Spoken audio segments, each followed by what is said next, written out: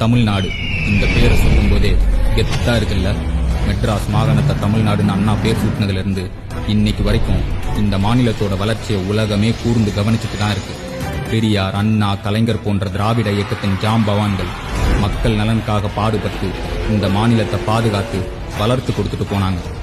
இவங்கெல்லாம் போனதுக்கு அப்புறம் இங்க ஒரு வெற்றிடம் இருக்கு, அதை நான் நிரப்ப வரேன்னு அவன் கூவிட்டு இருந்தான். அவனுங்களுக்கு தெரியல இங்க பல வருட காலமா ஆளுமையா ஒரு குரல் இருக்குன்னு. சில கயவர் கூட்டம் அப்பப்போ இந்த மாநிலத்தை கொள்ளையடிக்க ஆட்சியில் அமர்ந்து மக்களை துன்புறுத்திட்டு இருந்துச்சு. கம்பீரமா அந்த ஒரு குரல் இவன்களை எதிர்த்து எதிரொலிச்சுது. வெறும் குரல் தானே, அதால நம்மள என்ன செஞ்சிட முடியும்னு தப்பு கணக்கு போட்டுச்சு அந்த கூட்டம். ஒட்டுமொத்த மாநிலத்தோட குரலா ஒலிச்ச போது அது வெறும் குரல் இல்ல, இந்த மாநிலத்தோட தலைவர் குரல்னு அவனுங்களுக்கு புரிய ஆரம்பிச்சது. சிங்கம் குகைக்குள்ள இருக்கும்போது காடே ஆட்டம் போடுமா, நான் தான் ராஜான்னு. ஆனா அதே சிங்கம் குகையை விட்டு வெளியே வந்து ஒரே ஒரு கர்ஜனையை கொடுத்தா காடே அறியுமா யாரு ராஜான்னு.